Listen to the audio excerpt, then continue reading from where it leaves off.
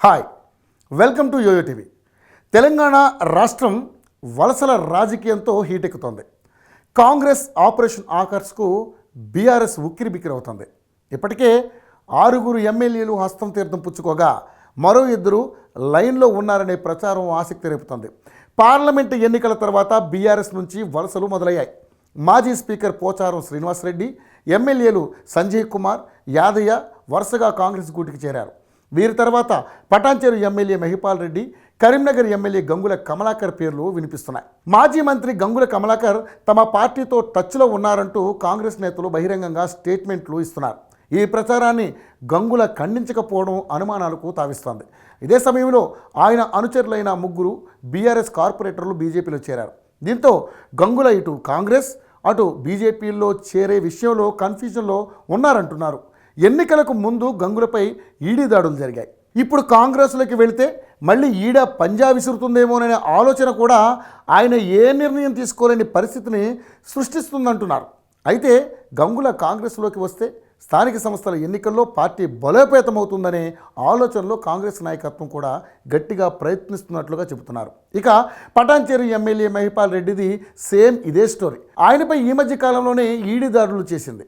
మహిపాల్ రెడ్డికి చెందిన వ్యాపార సంస్థలపై కేసు నమోదు చేసిన ఈడీ ఆయన సోదరుడిని అరెస్ట్ చేసింది. దీంతో ప్రభుత్వం అండ లేకపోవడంతోనే తనపై ఈడీ దాడులు జరిగినట్లుగా భావిస్తున్నారు మహిపాల్ రెడ్డి. ఇక అప్పటి నుంచి ఆయన పార్టీ మారుతారనే ప్రచారం మొదలైంది. ఈడీ దాడుల అనంతరం మహిపాల్ రెడ్డిని బీఆర్ఎస్ సీనియర్ నేత మాజీ మంత్రి హరీష్ రావు పరామర్శించారు. కష్టాల్లో తోడుంటామని భరోసా ఇచ్చారు. కానీ తన వ్యాపారాలు, కేంద్ర దర్యాప్తు సంస్థల దాడులను దృష్టిలో పెట్టుకొని పార్టీ మారే విషయంపై మహిపాల్ రెడ్డి సీరియస్గా ఆలోచిస్తున్నట్లుగా చెబుతున్నారు. ఇప్పటికే ఆయన ఒకసారి సీఎం రేవంత్ రెడ్డిని కలిశారు. అప్పట్లోనే మహిపాల్ రెడ్డి పార్టీ మారుతారనే ప్రచారం జరిగింది. కానీ నియోజకవర్గ అభివృద్ధి కోసమే తాను సీఎంను కలవాల్సి వచ్చిందని అప్పట్లో వివరణ ఇచ్చిన మహిపాల్ రెడ్డి ఆలోచనలో మార్పు వచ్చిందని సమాచారం. ఈడీ దాడులతో గతంలో కాంగ్రెస్లో చేరి ఉంటే ఈ పరిస్థితి వచ్చేది కాదని సన్నిహితులతో చెబుతున్నారంటున్నారు. మొత్తానికి 2 ఎమ్మెల్యేలు బీఆర్ఎస్ను వీడే విషయంపై ఓ నిర్ణయానికి వచ్చినట్లుగా పొలిటికల్ సర్కిల్లో చర్చ జరుగుతోంది.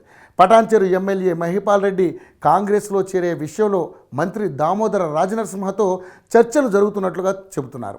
మంత్రి నుంచి గ్రీన్ సిగ్నల్ వచ్చిన వెంటనే ఎమ్మెల్యే మహిపాల్ రెడ్డి కాంగ్రెస్ కండువా కప్పుకునే అవకాశం ఉంది. ఇక గంగుల కమలాకర్ మాత్రం 2 పార్టీల్లో దేనిలోకి వెళ్లాలా అనేది తేల్చుకోలేకపోతున్నట్లుగా చెబుతున్నారు. రాష్ట్రంలో అధికారంలో ఉన్న కాంగ్రెస్లో చేరాలా, కేంద్ర మంత్రి బండి సంజయ్తో సఖ్యత కోరుకోవడం ద్వారా కరీంనగర్లో మరింత బలపడే బీజేపీని ఎంచుకోవాలా అన్నదానిపై అనుచరులతో గంగుల చర్చిస్తున్నట్లుగా చెబుతున్నారు. ఏది ఏమైనా ఈ 2 కారు దిగేయడం ఖాయమని అంటున్నారు. మరి ఎవరు ఎటువైపు వెళ్తారనేది 1-2 రోజుల్లో స్పష్టత వస్తుంది.